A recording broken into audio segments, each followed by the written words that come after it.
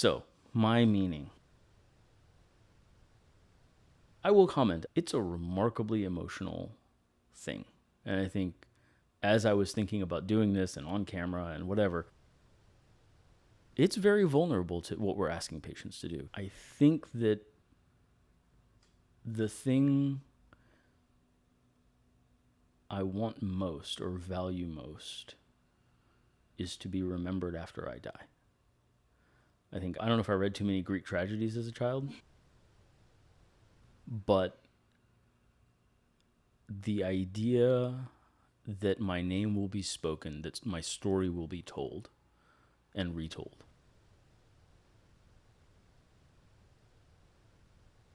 After I've died or after I've even moved on from a place, a huge driver for me is for RiverRock to be successful enough to where we really change how medicine is done, and somebody says, oh yeah, Dr. Hakeem came up with this. Like that was the guy, like, yeah. I don't know if that's 50 years later or whatever, and they're doing medicine differently.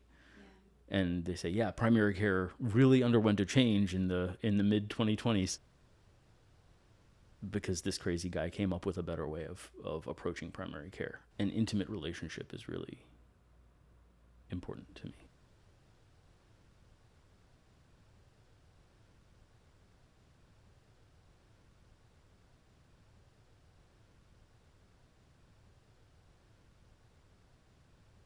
I feel like that's the one thing I want for myself.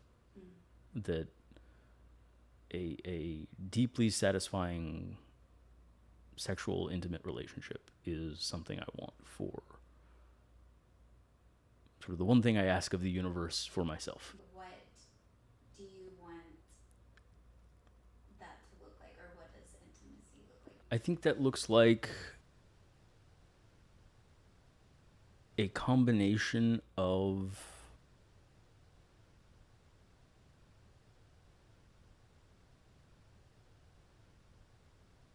intensity and safety. I think conditional love is truer. I think unconditional love is given to children and pets because we don't view them as fully formed. I do have a drive toward discovery and exploration. One of my favorite quotes is that understanding is a kind of ecstasy. And there is a moment where you understand something new, or you put pieces together in a new way that makes sense. And there is a deep sense of satisfaction that comes from the puzzle pieces clicking together. I lift weights, I do martial arts, because I have a vision of the ideal man in my head, I guess. And I do find it valuable to almost a moral imperative to progress toward that ideal. I think it's tied for me toward ideas of masculinity and living life ethics first.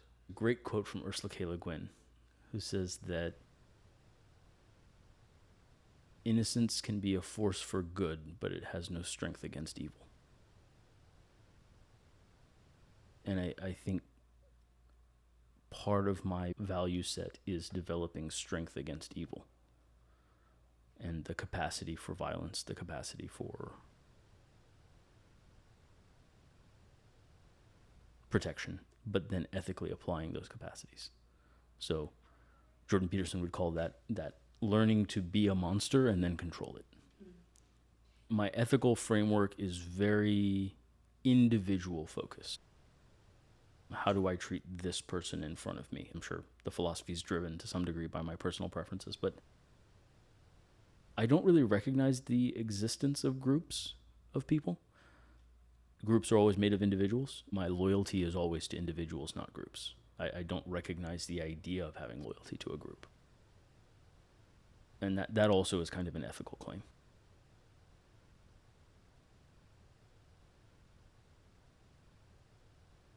Violence has a place in ethics. Not all violence is unethical. Compassion is not the highest possible good. Justice also has a place. And balancing those things becomes trickier than just picking one and running with it. I think that makes things trickier to figure out is, should I react to this with compassion or should I enforce justice? I think especially in a masculine role, I think part of what has to happen is that you have to have the strength to enforce justice, and you need to enforce justice in a lot of ways. But to temper that with some degree of forgiveness and compassion. You can see it in Mufasa in The Lion King. But the role of the king is to carve out space in which justice is enforced, and therefore there is sufficient safety for everyone else to kind of let down their guard and engage in trade and flourish and be fertile, have kids in an environment where safety is created because of the king's justice, right? That's the archetype. And it's interesting because the king archetype and the father archetype are the same. Anyway, these are Jungian psychological concepts, but I resonate with them a lot. I think, and the warrior archetype is kind of discipline, is the idea of having the capacity for violence, but then also channeling that into applying it only when appropriate. The magician is kind of having a great deal of knowledge. So, Yoda and Gandalf are kind of the wisdom, but having a great deal of knowledge, but then also not being manipulative with it, right? Because you can always trick people if you have more knowledge than they do. So there's an ethical aspect to all of these. All of these strengths come with ethical constraints. I think that's kind of the theme of that growth, is to grow into those strengths, those abilities, but there has to be a corresponding ethical growth. If you are weak, you can never really be ethical because you're just useless. Like, you never had the option to be unethical. Your nonviolence is not admirable. It's not even an ethical nonviolence. It's a futile nonviolence, right? Whereas if you had the capacity and you chose not to, that has ethical value. There would be study I would read. I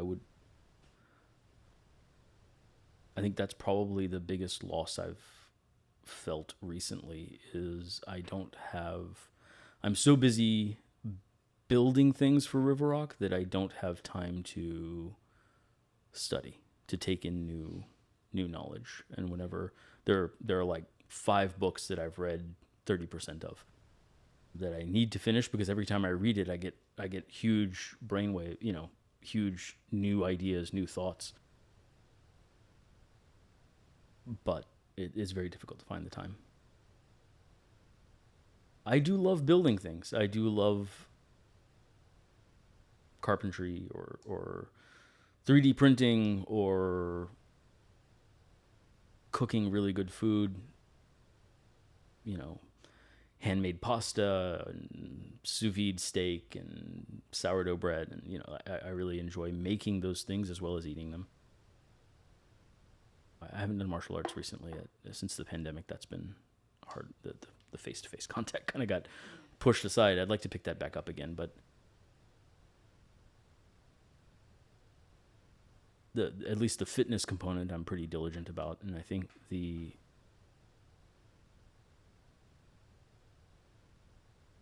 relaxing of that discipline a little bit for a brief time would be enjoyable.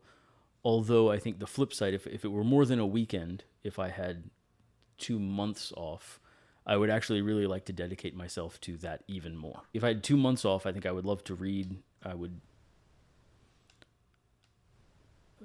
work out, martial arts. What are the things that you suffer from? Yeah, intimate relationships come to mind. That might be a biased selection from past experience, but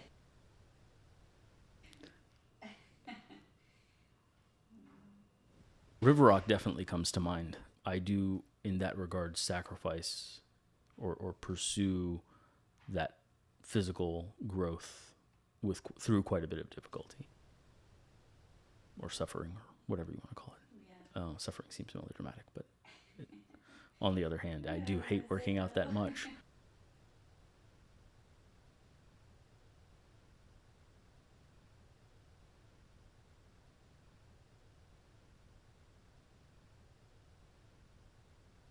Yeah, I think probably one of the reasons I have not had or pursued a family is because I'm not really willing to sacrifice for it yet. I theoretically would like to have a family, but I have not yet reached a place where I'm willing to make the necessary sacrifices. My love language is acts of service. I think as well, the reality is I experiment on myself a lot. So if when I think that fasting is an interesting idea, I start fasting. When I think that keto is a good idea, I try it out. So again, I think some of my previous relationships have struggled because if I haven't eaten for 84 hours, like I'm not going to be in the best mood. But I view that experiment as necessary for RiverRock for understanding what my patients are going through if I ask them to do it, and so on and so forth. So tolerating what seems maybe unnecessary or excessive because I am exploring, I'm trying to discover and trying to experiment. I also work very hard at my relationships. So if there's something I'm not doing, that if there's a complaint or there's a preference or whatever, it goes on the task list as highly prioritized at things at RiverRock and gets worked on and so I prioritize my partner's happiness equally highly with RiverRock. So I think that's also the intensity with which I pursue that other person's happiness is sort of equivalent to the way I pursue RiverRock's success. If I think back to my 15-year-old self in boarding school, I probably would have said intimacy was more important than impact. I think currently I've oriented my life as it's written that impact is more important than intimacy. I don't know how much of that was a free choice and how much of that was impact is under my control. Intimacy requires the chance meeting of another individual who is sufficiently compatible. I think specifically there's so many people like who show us the limits of what is possible in a particular domain. So, there's people who are incredibly fit and they, Matt Frazier, who is the CrossFit world champ, and in the physical domain, he is showing us what is possible, or David Goggins, or, I think what I would want is to show what is possible in terms of breadth. I do like the idea that I discovered some truths, especially in medicine, especially in medicine in particular, but in complex domains like medicine, psychology. When I was a kid, I wanted to make progress, or I wanted to make discoveries in physics. And I think when I found philosophy in undergrad, I actually sort of came to view math and physics as insufficiently complicated. They're so clear. The language is clear. The derivations are clear.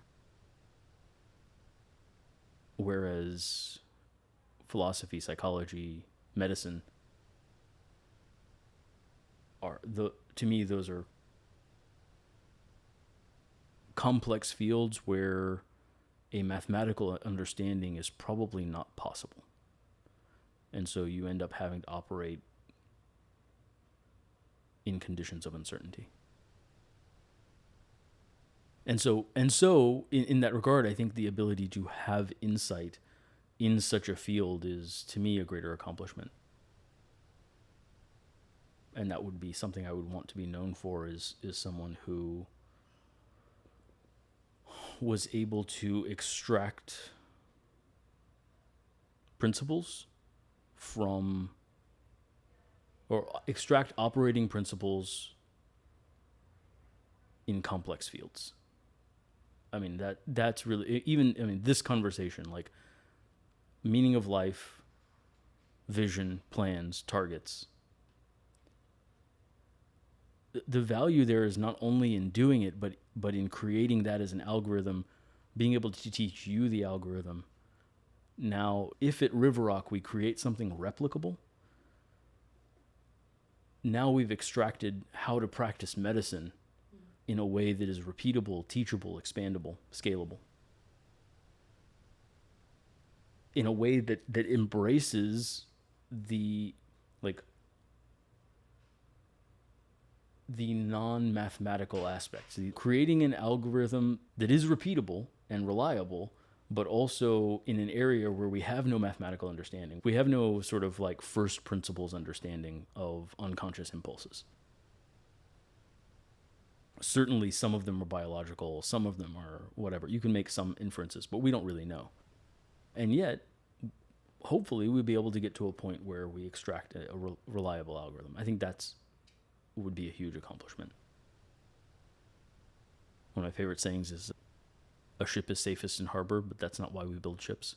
And I think in relationships, we try to build safety and security and nonviolent communication and all of those things. But the point of doing all of that, I think, for me, is to go on adventures with your partner into the fullness of who you are. And that relates to kind of what I mentioned before, the lust and the greed and the, anger and all of those things that are typically negatives, but are the adventure of being in an intimate relationship with another human being. And the point of having a secure relationship to me is to explore those things. I would want that told at my eulogy, that I had the capacity for discovery of truths in complex domains. Would you say anything else on self-expression or self-expression? Not really a big driver for me. It's kind of interesting in that regard. I played violin in high school and stuff, and I would like to get back into it sort of vaguely, but it's never been a sufficient driver that it really... I will feel a little bit of a loss if I don't ever get back to playing it. It's just not a huge priority, at least right now in my life. I have all these big plans, as building an app for the practice and, fleshing out our scans and all the things we were just talking about, earlier today. But for some of the things, we really need enough growth to consolidate stability. For intimate relationship, love to have one. That would be nice. A year from now,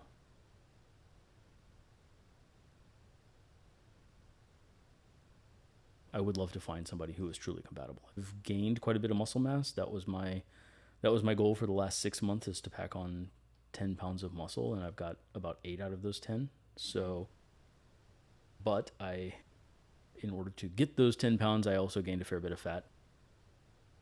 So I think I'm switching my focus now to reducing body fat, hopefully without losing the muscle mass.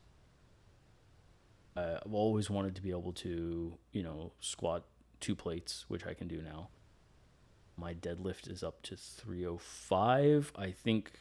So I'd like to keep my strength as I lose fat. I think I'd like to hit those goals and transition to just maintaining, and then transition back to martial art. I would like to get my VO2 max up as well. If I could hit a VO2 max of 55 or 60, I think that'd be awesome. Other aspects of growth.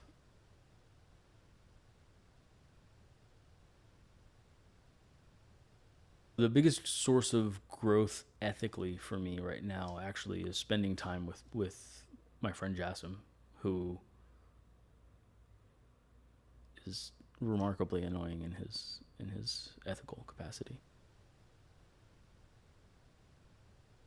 He challenges me intellectually as well. My friend Atif as well. We talk about physical growth. Intellectually, we compete and see the world very differently and argue a lot. I feel like most of my relationships are built around argument. That might be an intimate relationship question as well, as I think my primary bonding method is argumentation. We're all similar in that we value the truth very highly, or our perception of the truth. And we also are not, we don't make agreement a condition for intimacy. And that's also very important to me in an intimate partner, is that if our connection is contingent on agreement, that seems very fragile to me. Developing RiverRock's methods more thoroughly is a big one.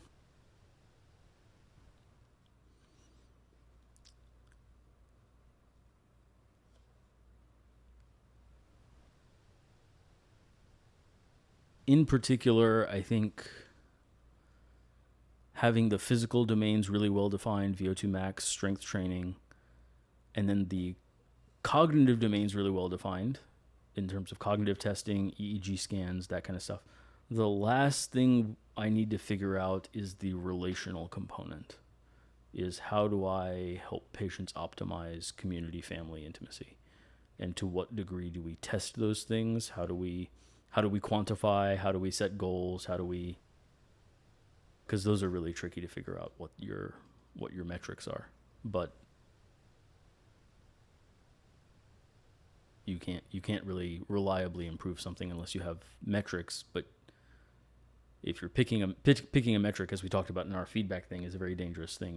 You got to make sure that optimizing that metric is in fact optimizing the thing you're hoping to optimize. And so that's the area of discovery I think I'd really like to figure out maybe in the next year.